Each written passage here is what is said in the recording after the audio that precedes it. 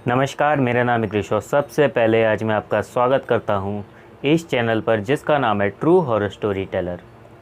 आज मैं आपको जो कहानी सुनाने वाला हूं वो कहानी एक ऐसी फैमिली की कुछ बच्चों की है जिनके अंदर एक ऐसी आदत थी जो हो सकता है बचपन में आपके अंदर भी रही हो।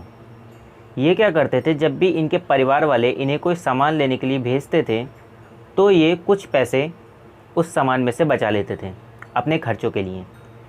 इस पैसों को बचाने के लिए कभी कभी ये बच्चे कुछ चालाकी भी दिखाते थे, मगर एक बार इनकी यही चालाकी इन पर भारी पड़ जाती है और इनकी ज़िंदगी में इन्हें एक ऐसा किस्सा दे जाती है जिसे ये अपने पूरे परिवार सहित कभी नहीं भुला सकते। आज की हमारी ये कहानी बहुत ही ज़्यादा इंटरेस्टिंग है। मुझे पूरी उम्मीद है ये कहानी आपको ज़रूर पसंद आएगी। तो बिना ज़्यादा बातें करते हुए आज की इस कहानी को हम शुरू करते हैं।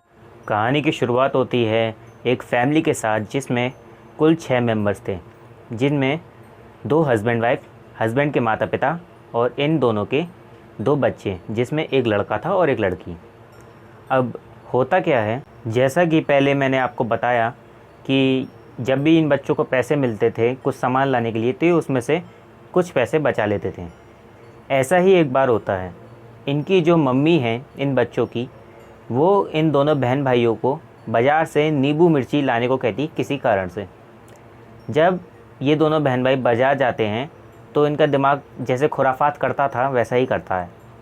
इन्हें रास्ते में चौराहे पर रखे हुए नींबू मिर्ची दिख जाते हैं जो कि झुंड में रखे हुए थे। अब ये लोग सोचते हैं कि इनको उठा करके घर में दे दे रहे हैं चौराहे के नींबू मिर्ची को, और पैसे जो नींबू मिर्ची के मम्मी ने दिए थे वो अपने पास रख लेंगे। अब ये बिना डरते हुए, क्योंकि बाल बुद्धि थी, इतनी समझ नहीं थी, ये उस नींबू मिर्ची को उठा देते हैं और उठा करके उसमें कुछ छेद से हो रखे थे उसे थोड़ा मसल देते अपने हाथों से और नींबू मिर्ची को धो करके एक थैलिया में बंद करके घर पे ले आते हैं। घर पे लाने के बाद अपनी मम्मी को ये नींबू मिर्ची दे देते हैं। उन्हें भी कोई अंदाज़ा नहीं होता कि ये बच्चे कहाँ से लाए हैं। अब क्या होता है, रात का टाइम आता है। रात के टाइम में इनकी जो मम्मी थी वो नींबू मिर्ची का यूज़ करके एक चाट सी बना करके लेकर आती हैं, उन्हीं नींबू मिर्ची का। उसके बाद में जब इनकी मम्मी उस नींबू मिर्ची का पहला बाइट जैसे ही लेती हैं, अचानक से ही वो शांत हो जाती हैं। पूरे परिवार वाले ये देखते हैं कि एकदम से ये शांत हो गई और ये उस नींबू मिर्ची में जो मिर्ची होती है उसे एक साथ बहुत सारा खाने लगती हैं और बिना किसी चीज़ के साथ लगाए। अब परिवार वाले देखते हैं कि ये क्या कर रही है। इतनी देर में ये साइड में रखे हुए वो नींबू जो ये बच्चे उठा करके लेकर आए थे उन्हें भी कच्चा खाना शुरू कर देती हैं। अब परिवार वाले टोकते हैं कि ये क्या कर रही हो, तो ये कोई जवाब नहीं देती।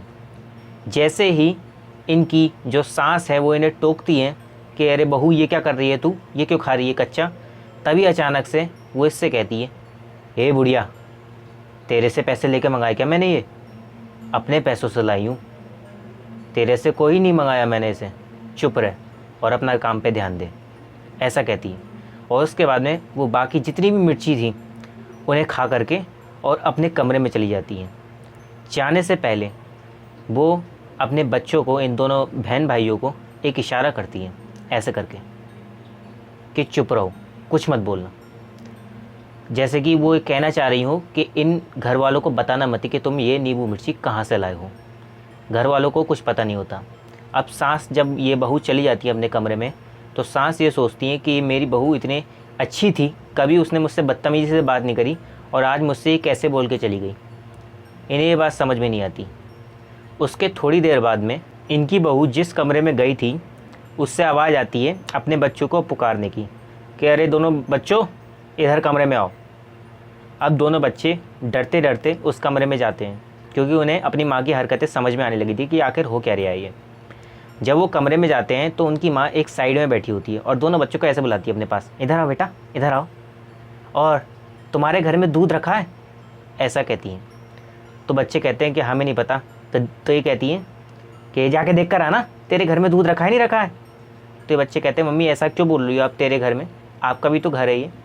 तो कहती है मेरा घर ना है ये, मुझे ना लेकर आए थे तुम चौराहे से, वहीं से तो लाए हो तुम दोनों, घर वालों को मत बताना मुझे कहाँ से उठा के लाए हो तुम, और अंदर से जाओ और जा करके जितना भी दूध है वो सब लेकर मेरे पास आओ। उसके बाद में ये बच्चे अपनी माँ से कहते हैं कि मम्मी ऐसा क्यों डरा रही हो आप हमें, ऐसा क्यों कर रही हो। तभी अचानक से इनकी माँ इनमें जो बहन भाइयों में जो लड़का था उसका हाथ पकड़ लेती हैं और उसके गर्दन पे अपना हाथ रख लेती हैं और बहन से कहती हैं जा घर में से दूध लेकर आ, जल्दी लेकर आ, वरना मैं इसकी गर्दन दबा दूँगी, इसे यहीं मार दूँगी, जल्दी से जा कर के दूध लेकर आ। अब बहन डर जाती है, वो भाग के जाती है अंदर से और दूध लेकर के आ जाती है। दूध वो लेकर आती है तो इनकी माँ भाई को छोड़ के, इस बहन के, और दूध को उठा के पूरा दूध पी जाती है।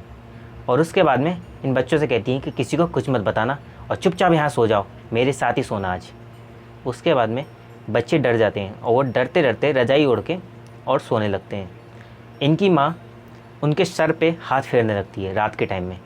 इन बच्चों को ये महसूस हो रहा था कि जो इनकी माँ है उनके हाथ का साइज़ बहुत बढ़ गया।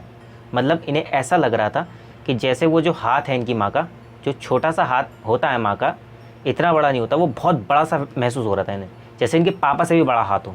वो इनके सर पे हाथ फेरने लगती हैं। ये बच्चे डर जाते हैं और डरते डरते ही सो जाते हैं। अब अगला दिन आता है। अगले दिन सुबह जैसे ही ये सब लोग उठते हैं तो इनमें जो ये बच्चों की माँ थी वो उठती है और उठ के जैसे ही बाहर निकलती है तो इनकी सांस उसे दिख जाती है। सांस जब अपनी बहू उठती है तो उससे कहती है कि अरे बहू, तुम मुझसे कल ऐसा क्यों बोल रही थी, मैं समझ नहीं पाई, तुझे कोई बुरा लगा क्या मेरी कोई बात, ऐसे क्यों बोल रही थी, तो कभी तो मुझसे ऐसे बदतमीजी से बोली नहीं, कल क्यों बोल रही थी। तो ये कहती है तुझे क्या लग रहा है कि मैं तेरी बहू हूँ, मैं तेरी बहू ना हूँ, अपनी बहू के चक्कर में मत रहिए मुझे, और कल जैसा हुआ वो तो सिर्फ़ एक शुरुआत थी, अभी आगे देखना क्या क्या होगा। उसके बाद में ये जो लेडी हैं ये कपड़े बदलने लगती हैं और बदल करके अपने जो हस्बैंड हैं उनके पर्स में से पैसे निकालने लगती हैं। इनके हस्बैंड कहते हैं कि अरे तू ये क्या कर रही है, कल रात से मैं देख रहा हूँ तेरी हरकतें कैसी होती चली जा रही हैं। तो ये कहती है मैं तेरी पत्नी ना हूँ, अपनी पत्नी ना समझ मुझे, और अगर तूने कुछ गलत करा तो तेरे बच्चों का यहीं गला रेत दूँगी, चला जाए यहाँ से, ऐसा कहती हैं। अभी सोचते हैं कि ये क्या कर रही है, इन्हें समझ में नहीं आता। इन्हें एहसास होने लगता है लेकिन ये कि ये कुछ ऊपरी चक्कर शुरू हो गया है। उसके बाद में ये जो लेडी हैं ये सारे अपने हस्बैंड के पर्स में से पैसे निकालती हैं और ले करके उसे बाज़ार चली जाती हैं। अब मैं आपको एक बात बता दूं, ये पूरी फैमिली जो थी ये प्योर वेजिटेरियन थे, यानी ये प्याज लहसुन भी नहीं खाते थे। इनके जो हस्बैंड हैं वो कभी कभी बाज़ार में प्याज लहसुन खा लेते थे, मगर ये जो पूरी फैमिली थी ये कभी इन्होंने प्याज लहसुन को हाथ भी नहीं लगाया था। नॉनवेज तो बहुत दूर की बात है। अब क्या होता है, ये लेडी जब अपने हस्बैंड के पैसे लेकर के और बाज़ार जाती हैं तो बाज़ार में जा कर के ये बहुत सारा नॉनवेज ख़रीद लेती हैं और शराब की दुकान से शराब भी ख़रीद लेती है। आसपास के लोग ये देख रहे होते हैं कि ये लेडी शराब ले रही है। मतलब नॉर्मली जिस एरिया में ये रहते थे वहाँ औरतें शराब वगैरह नहीं पीती थी, तो सब लोग इन्हें घूरने लगते हैं। ये कुछ नहीं कहती और जा करके शराब और मुर्गा ले करके अपने घर में आ जाती हैं। घर में लाने के बाद में ये अपनी सास के पास जाती हैं और सास से कहती हैं ओ औरत इधर आ, ज़रा मेरी बात सुन, ये मैं खाना लाई हूँ बाज़ार से, ज़रा इसे पका के दे दे, मुझे बड़ा मन कर रहा है, सुबह से बहुत भूख लग रही है, और बच्चे कहाँ हैं। तो सास कहती है अरे तुम मुझसे कैसे बोल रही है और क्या लेकर आई है, ज़रा दिखा। वो जैसे ही खोल के देखती हैं उसको तो वो देखती है नॉनवेज, उनके हाथ से एकदम से वो छूट जाता है, ज़मीन पे गिर जाता है। तो कहती है अरे ये कैसे लेकर आई तू नॉनवेज घर में, हम तो कभी नहीं खाते, तू ये नॉनवेज कैसे लेकर आ गई घर में। तो कहती है मैं तो कल से कह रही हूँ तुझसे, मैं तेरी बहू नहीं हूँ और मुझे ये पका के लेकर आ दे, जल्दी से ले आ मेरे लिए। तभी अचानक से जो इनका बेटा था वो बाहर आ जाता है इस लेडी का, और बहन दूर खड़ी होती है। तो वो एकदम से वो जो बेटा है उसका हाथ पकड़ लेती है ये, और एक चाकू रखा हुआ था साइड में जिसे किचन लाइफ कह सकते हो आप, उसे ले करके ये एकदम से अपने लड़के के गर्दन पे रख देती हैं। और गर्दन पे रखने के बाद अपनी सास से कहती हैं कि जा फटाफट जो मैं लेकर आई हूँ उसे पका के दे दे मुझे, बस उबाल के दे दे, ज़्यादा ना कह रही तुझसे, जा जल्दी जा, वरना तेरे पोते का यही गला रेत दूँगी। अब वो एकदम से घबरा जाती हैं। परिवार वाले बाकी के इकट्ठे हो जाते हैं, ये सब देखने लगते हैं कि चल क्या रहा है। उसके बाद में ये जो सांस है जा करके और उस नॉनवेज को उबालने लगती हैं। जैसा तैसा इन्हें पता था, ये उबाल करके उसे बाहर ले आती हैं। तभी वो जो लेडी थी वो अपने बच्चे को हाथ पकड़ के और जो बेटी थी उसका भी हाथ पकड़ के अपने साथ बैठा लेती हैं और कहती है खाओ, जो मैं लेकर आई हूँ ये खाओ। बच्चे कहते हैं कि हमने कभी नहीं खाया ये, तो वो ज़बरदस्ती उसका एक पीस उठा करके और बच्चों के मुंह में ठूस देती हैं और उनके गर्दन पकड़ लेती हैं। बच्चों को मजबूरन सटकना पड़ता है। दूसरे हाथ में चाकू पकड़ रखा था, इसलिए पूरे फैमिली मेम्बर्स भी कुछ नहीं कहते। उसके बाद में ये लेडी अपने साइड में खड़े हुए जो अपने ससुर थे उनसे कहती है कि ए बुड्ढे इधर आ ज़रा, और जा करके ज़रा रसोई से और वो मिर्ची रखी हुई होंगी, नींबू और मिर्च साइड में, वो लेकर आना। इन्होंने कुछ नींबू मिर्ची वहाँ बचा रखी थी, इस आत्मा ने, ये जो भी कह सकते हो आप इन्हें, इन्होंने बचा रखी थी। तो ये उनसे वो नींबू मिर्ची मंगवाती हैं और मंगवा करके दोनों बच्चों को अपने थोड़ा थोड़ा खिलाती हैं। जैसे ही बच्चे वो थोड़ा सा नींबू मिर्ची खाते हैं, अचानक से ही वो एकदम से वो जो नॉनवेज रखा हुआ था उस पर टूट पड़ते हैं और उसे तेज़ी तेज़ी से खाना शुरू कर देते हैं। पूरे परिवार वाले ये देखते हैं कि ये चल क्या रहा है। ये जो लेडी है उसके बाद में जो शराब लेकर आई थी उसकी बोतल उठाती हैं और बिना किसी चीज़ को मिलाए ऐसे ही गट गट गट गट पूरी बोतल पी जाती हैं। परिवार वाले बहुत बुरी तरीके से डर चुके थे ये क्या चल रहा है। उसके बाद में जब इन आत्माओं का ये खाना पीना निबट जाता है, उसके बाद में ये एक कोने में जा कर के अपने घर के और जा कर के तीनों बैठ जाती हैं। अब इनकी जो माँ है, यानी सास कह लो, इस लड़के की माँ और ये सास, ये जा कर के अपने मंदिर में जा कर के बैठ जाती हैं और जा कर के वहाँ पूजा कीर्तन करना शुरू कर देती हैं। अपने बेटे से कहती है कि ज़रा बेटा बाज़ार से जा कर के ज़रा माता का प्रसाद लेकर आ, इन आत्माओं को अभी दिखाते हैं क्या होता है। बेटा जाता है बाज़ार से और बर्फ़ी बहुत सारी लेकर के आ जाता है। ये पूजा कीर्तन करते हैं, मगर होता क्या है, इनकी पूजा कीर्तन करने से भी उन तीनों पर कोई असर नहीं पड़ता। वो अपने कोने में नॉर्मल ही बैठे होते हैं, जैसे उन्हें कोई फ़र्क ही नहीं पड़ रहा हो।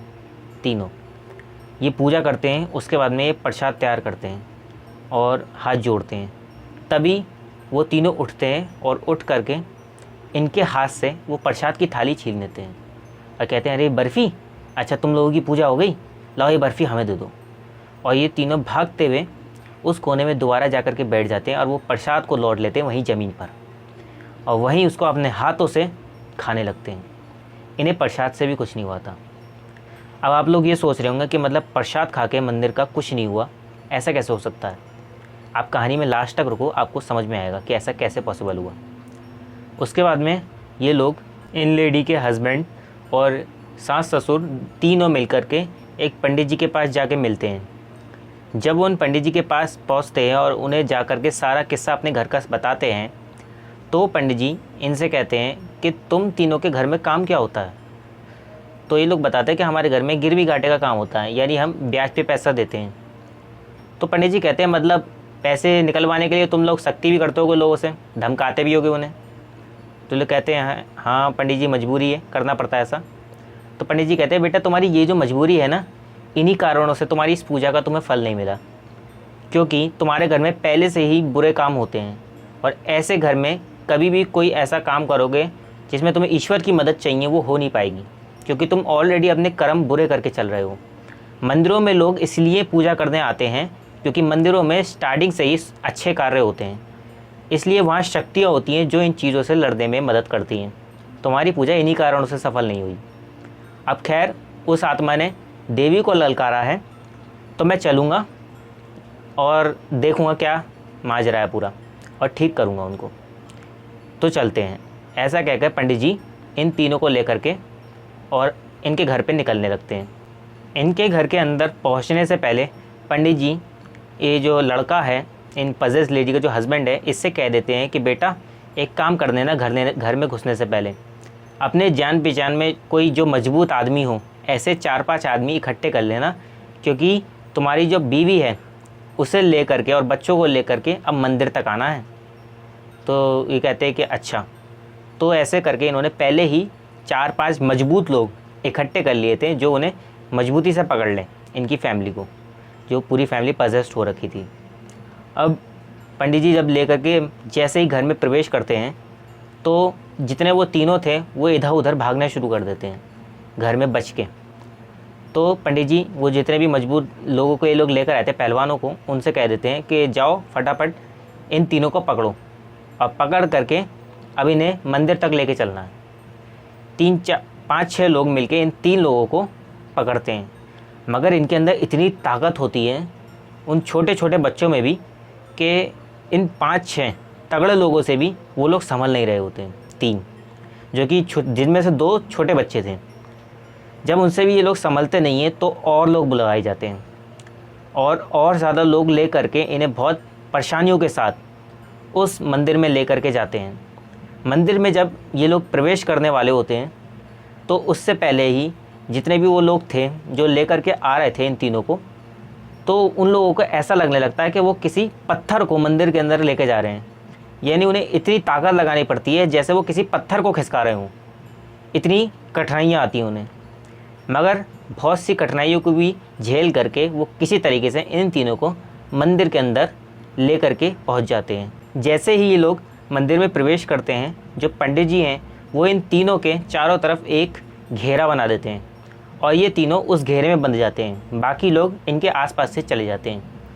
उसके बाद में ये जो लेडी हैं जिनके अंदर आत्मा थी, वो आत्मा पंडित जी से कहती है कि पंडित जी हमें माफ़ कर दो, मैं छोड़ दूँगी इनको, मैं किन्हीं कारणों से इनके घर में आई थी, ये बच्चे लेकर आए थे, मुझे छोड़ दो, मैं इनके घर को छोड़ के चली जाऊँगी। तो पंडित जी कहते हैं कि तूने इसके घर को क्यों चुना? तो वो बताती हैं कि ये बच्चे ही मुझे लेकर आए थे और मुझे छोड़ दो, मैं अपने किसी कारणों से रुकी हुई हूँ। अगर मैं 2-4 दिन और उसी जगह पर पड़ी रहती जहाँ से बच्चे लेकर आए मुझे, तो मुझे मोक्ष मिल जाता। अच्छा हुआ इन बच्चों ने मुझे उस जगह से हटा लिया, मेरे कुछ काम है जो मुझे पूरे करने हैं, मेरे साथ बहुत बुरा हुआ था। और पंडित जी से कहने लगती है कि मुझे छोड़ दो, मुझे अपने वो काम पूरे करने हैं। मगर पंडित जी इस आत्मा से कहते हैं कि तेरे जो भी काम होंगे उन्हें अब भूल जा, क्योंकि मरने के बाद जितने भी धरती से संबंधित नाते हैं उन्हें तोड़ देना चाहिए। तू अपने बदले के कारण उन नातों को तोड़ नहीं पा रही। चिंता मत कर, जैसे ही मैं अपनी पूजा पूरी करूँगा और जैसे ही तू उस घेरे से बाहर निकलेगी, तेरी सारी जितनी भी बदले की भावना है वो सब निकल चुकी होगी। यह आत्मा बहुत पंडित जी से कहती है कि नहीं, मेरे साथ ऐसा मत करो, मैं इनके परिवार को छोड़ के चली जाऊँगी और मुझे इस धरती पर भी रुकना है, मुझे कुछ काम पूरे करने हैं। मगर पंडित जी कहते हैं कि नहीं, तू अगर कहीं पे भी जाएगी और किसी का भी सहारा अपने काम पूरा करने के लिए लेगी तो तू उसका बुरा करेगी, मैं तुझे नहीं छोड़ सकता। और उसके बाद में पंडित जी अपनी पूजा करने लगते हैं और जैसे ही पूजा संपन्न होती है, वो तीनों जितने भी वो पजेस थे वो तीनों एकदम से उस घेरे में गिर जाते हैं। और पंडित जी उनसे कहते हैं, जो बाकी लोग थे, कि इन लोगों को उठा लो, इनके अंदर से वो आत्माएं निकल चुकी हैं। उसके बाद पंडित जी एक साइड में, जैसे उन्हें वो आत्माएं दिख रही हूँ, ऐसा कहते हैं कि उन तीनों से कि अब लग रहा है कोई बदला मन में। वो हवा में बात करते हैं पंडित जी इस चीज़ से कि अब लग रहा है मन में कोई बदला, अब कोई भावना है मन में। तो वो आत्माएं कहती हैं पंडित जी से कि नहीं, इस घेरे से निकल के अब हमें कुछ भी ऐसा नहीं लग रहा कि हमें कुछ काम पूरा करना है। तो पंडित जी इसके बाद में कहते हैं कि चलो अब तुम्हारा मोक्ष हो जाएगा। उसके बाद पंडित जी कुछ करते हैं और वो आत्माएं वहाँ से चली जाती हैं। अब जितने भी लोग थे उन्हें केवल जब वो लोग बेहोश हुए थे तो उन्हें इतना दिख रहा था कि एक साइड में एक धुंधली सी आकृति खड़ी हुई है जिससे पंडित जी बात कर रहे हैं। पंडित जी बाद में बताते हैं कि उन्होंने मुझसे ये कहा था कि उनका जो ईर्ष्या है, जो भी लालच है इस धरती से, वो निकल गया है। यानी उन आत्माओं का उस घेरे से निकलते ही वो जितना भी उनकी जो ख्वाहिशें थी वो ख़त्म हो गई थी, जो कि उनकी मरने के बाद ही ख़त्म हो जानी चाहिए थी, जो कि उनकी ख़त्म नहीं हुई थी किन्हीं कारणों की वजह से। खैर उसके बाद में ये पूरी फैमिली अपने परिवार के जितने भी सदस्य थे उन्हें ले करके घर में वापस आते हैं और होश में जब वो वापस आते हैं तो उन्हें कुछ भी याद नहीं होता। बच्चों को उस दिन जब उन्होंने नॉनवेज खाया था उसके बाद से कुछ याद नहीं होता। और वो जो उनकी मम्मी थी, उन्हें जब उन्होंने पहली बार वो जो नींबू मिर्ची वगैरह बच्चे लेकर आए थे उन्हें खाया था, उसके बाद से उन्हें कुछ भी याद नहीं होता। यानी पूरी तरीके से उनके शरीर पे उन आत्माओं ने काबू कर रखा था। खैर इस किस्से के बाद में जब पंडित जी सब कुछ शुद्धि वगैरह भी कर देते हैं इनके घर की, तो इन बच्चों की भी खूब डांट पड़ती है कि अगर तुम्हें पैसे चाहिए होते तो हमसे मांग लिया करो, ऐसे पैसे मत काटो सामान लाने में से, और ये जो तुमने करा ये सब तुम्हारी वजह से ही हुआ, ये तुमने उल्टी सीधी चीज़ें छू ली, ये तुम्हारे कारण ही हुआ। बच्चों की काफ़ी डांट भी पड़ती है और बच्चों ने इसके बाद में ये आदत छोड़ भी दी थी इनके परिवार में। खैर इसी बात के साथ आज का हमारा एक किस्सा यहीं समाप्त होता है। अब मैं आपसे इस कहानी के विषय में ये कहना चाहूँगा कि आप लोग सोच रहे होंगे कि इस कहानी में जो घर में पूजा पाठ होती है उससे कुछ नहीं हुआ।